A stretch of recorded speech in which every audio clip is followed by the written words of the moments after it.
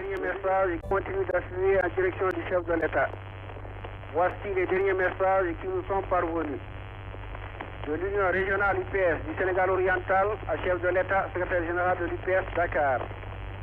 L'Union régionale UPS du Sénégal oriental indignée par caractère insurrectionnel et meurtre perpétré par les agents de la subversion à la sorte de l'étranger, vous réaffirme soutien sans réserve.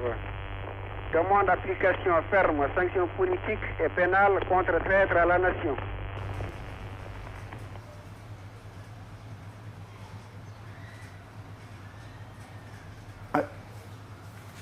Alors, écoute, est-ce que tu te rappelles, hein, il y a des gens qui sont venus m'interroger sur mai 68 là.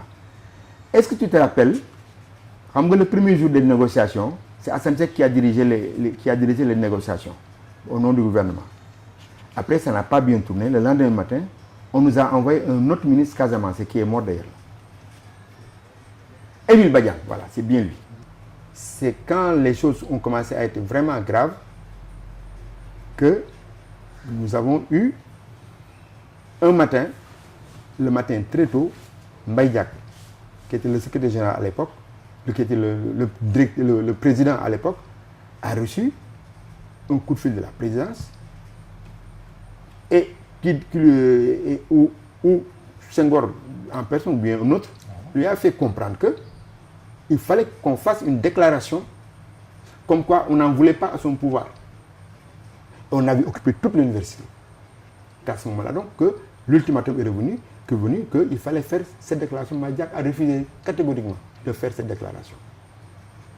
Et c'est après cela que je crois qu'ils ont décidé d'envahir la cité universitaire. Alors, Abdoulaye Bathily, oui. Mais Abdoulaye Bathily, à l'époque, n'était pas membre du bureau. D'accord. Mais il était membre de la CA. Mais il était déjà très influent parce qu'il était... Il était là-dedans. Oui, parce que déjà il était dans les négociations. C'était un marxiste là. Tu sais, c'est les gens là qui... Ouais, bon. Ensuite, oui. Et vous-même, après, à côté d'Abdoulaye Bathily, oui, voilà. Après, il y avait Birahim Diagne. Birahim Diagne aussi, c'était un marxiste, lui aussi. Ouais. Il y avait Mbaye Diack. Mbaye Diack, même chose. Moussa Kane. Moussa Kane, même chose. Marxiste, tout ça, c'est des marxistes. Et donc, vous étiez...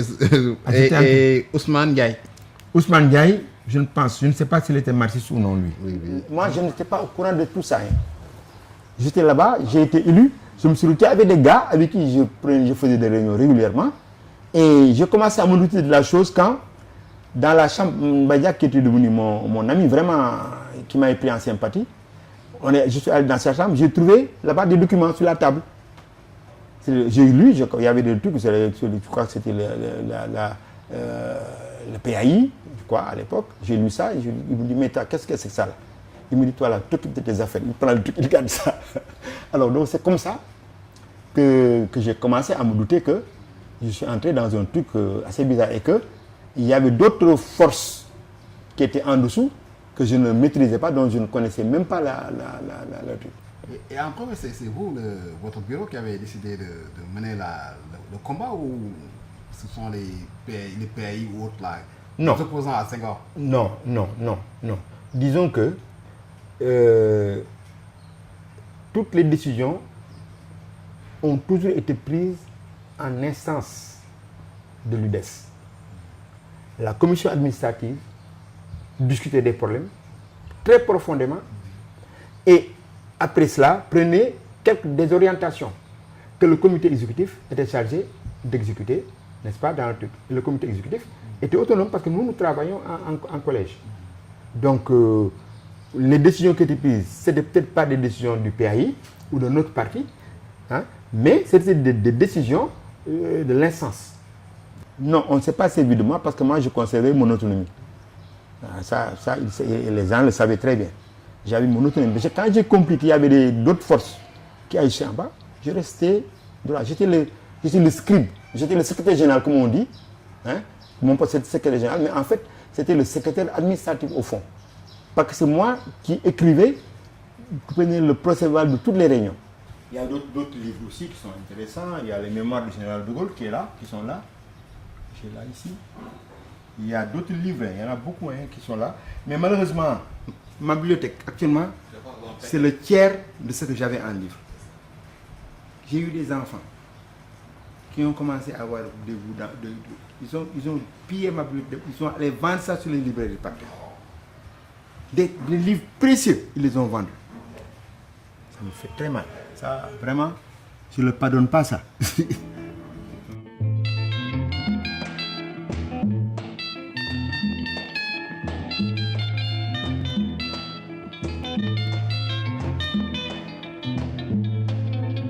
L'Union nationale de la jeunesse du Sénégal lance un vibrant appel à tous les jeunes conscients afin qu'ils démontrent l'esprit civique que la nation sénégalaise leur a toujours inculqué en se désolidarisant entièrement de cette gangrène longtemps entretenue dans notre sein.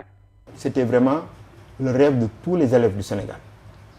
Tous les élèves du Sénégal voulaient venir là-bas. Moi, j'avais une bourse de 22 500 francs. Et j'avais une bourse municipale. Et c'était beaucoup plus confortable parce que vous avez un pécule qu'on vous donne en cours d'année qui était beaucoup plus consistant. Et la bourse était de 22 500 francs comme les autres bourses. Mais avec ça, moi, je pouvais payer ma chambre. Je pouvais payer mes tickets de restaurant, petit déjeuner, déjeuner et dîner. Je pouvais me payer des journaux. Je pouvais faire mon linge, c'est-à-dire que je payais une lingère qui me faisait mon linge. Et disons que je pouvais donner même 7 000, 8 000 francs parfois même à ma mère. Super Boiro Band. Ça, c'est une discothèque 74 hein, où je pense qu'il y avait beaucoup de musique guinéenne. De musique. Oui, parce que c'est République de Guinée. Oui, c'est la musique guinéenne. À l'époque, c'était la musique qui marchait très bien à l'Institut universitaire.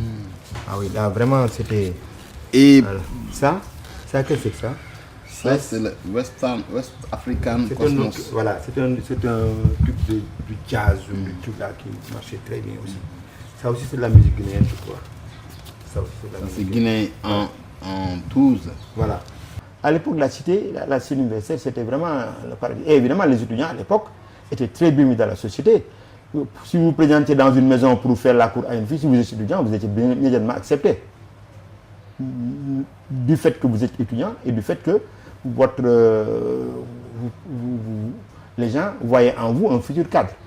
Donc immédiatement, il y avait une très bonne vision de l'étudiant. Bon, un peu ça a changé, beaucoup changé, parce qu'ils sont devenus plus nombreux, d'autant plus qu'on n'était pas très nombreux. À l'époque, l'Université de Dakar, ça faisait à peu près 3000 élèves, 3000 étudiants. Vous voyez ce que ça fait. Donc, nous, en histoire, je crois qu'on était on était à peu près, en première année, une quinzaine, une vingtaine. Et comment ça se passait avec les filles Ah, ça marchait très bien. En 68, hein, pendant la crise, là, les gars s'en sont bien servis. Hein. Ils s'en sont mis plein les poches. Hein. Ah oui, ça, oh. Martin Diak, surtout, il a fait beaucoup de dégâts. Hein. Martin Diak, c'est qu'il est mort, là. Lui. Ah oui, donc maintenant... Ah non, même lui... Il y a prescription. Je l'ai toujours dit d'ailleurs. Mais ça, c'est de bons souvenirs. Quand le gouvernement a annoncé le fractionnement des bourses, ça a été vraiment la stupeur. Les gens ne voulaient pas imaginer d'avoir une demi-bourse, d'avoir un quart de bourse. Ça, personne ne voulait de ça. Et les étudiants étaient unanimes là-dessus. Et ça qui explique un peu la réaction des étudiants. Je vous assure que pendant quelques jours, des jours, une semaine, 2 semaines par là, l'université était devenue un centre névralgique extrêmement sensible. Tous les matins, les élèves venaient de partout, affluaient dans l'université. C'était plein de monde. Et c'est ça qui explique que le gouvernement, à un certain moment, a pris conscience du danger que ça représentait. Et Senghor a compris que c'était un mouvement extrêmement détruisant, puisqu'il n'y avait rien dans ce pays-là qui pouvait contrebalancer, n'est-ce pas, son pouvoir.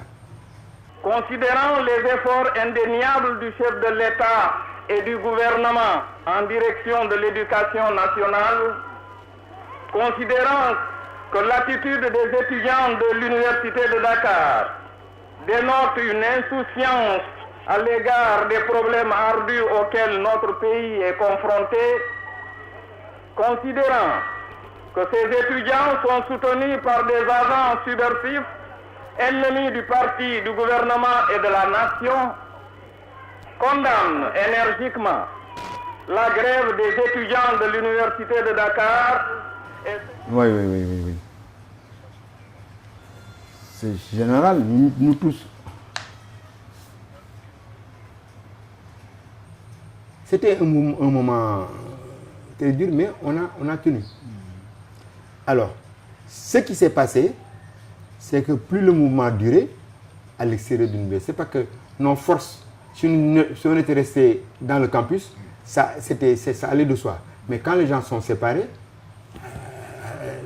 ça commence déjà à s'étioler. Alors le gouvernement a commencé à faire une campagne, à contacter les étudiants et à donner des bourses. Voilà ce qui s'est passé. Il y a eu des bourses qui ont été données.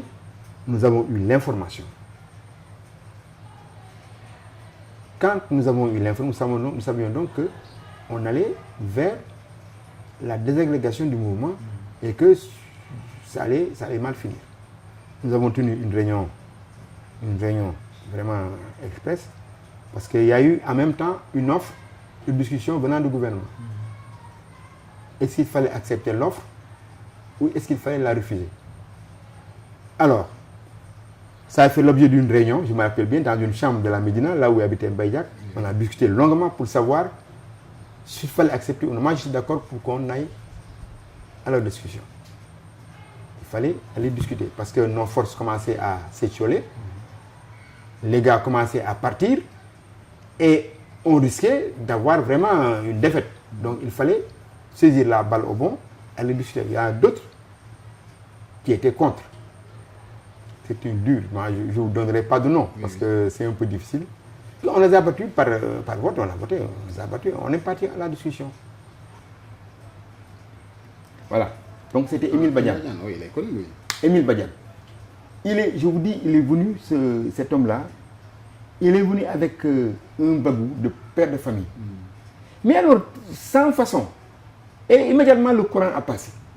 Et les discussions ont été menées vraiment de manière très sincère et tout ça là. Et finalement, nous avons coopéré et finalement, on est arrivé à des résultats très concrets à la fin de la journée. Et le gouvernement a demandé quoi? Bon, il fallait terminer la grève. Et le fractionnement de la bourse, le fractionnement n'est pas revenu dessus. Il n'est pas revenu dessus. On a été obligé d'entériner. Et c'est comme ça que ça s'est passé. Et comment les étudiants ont réagi, les autres? Non, quand même, les gens sont venus quand même avec un peu la queue basse. Parce que quand même, on avait tous le sentiment que... Parce que demander, se battre contre le fractionnement des bourses, après à la fin, accepter que cela se passe. Et quel discours a été mené? On n'accepte pas, on a été obligé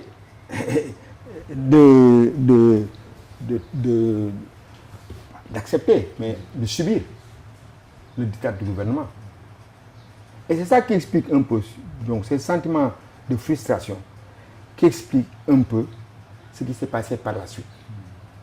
Le tremblement de terre, c'était en 68. Maintenant, la première réplique, c'était en 69. La deuxième réplique, c'était en 71.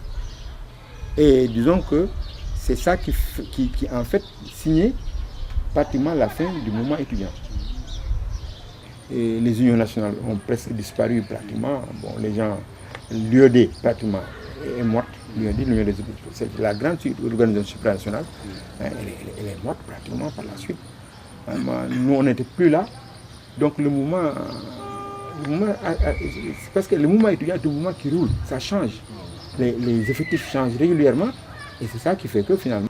Birahim, pourquoi vous êtes engagé dans cette histoire-là, dès le départ en 67 à l'UDES? Pourquoi je suis entré dans l'UDES? Vous étiez à l'association Guillaume Budet. Voilà. Alors, un truc assez classique. Mais alors, ce qui s'est passé, tout d'un coup, transformation, ce qui s'est passé,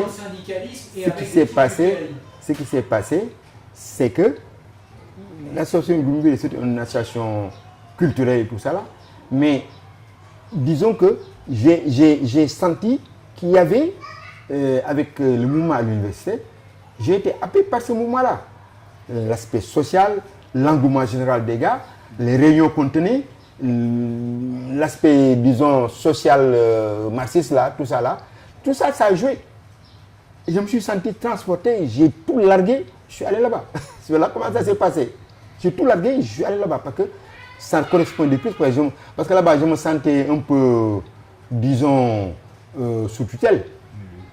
Sous tutelle.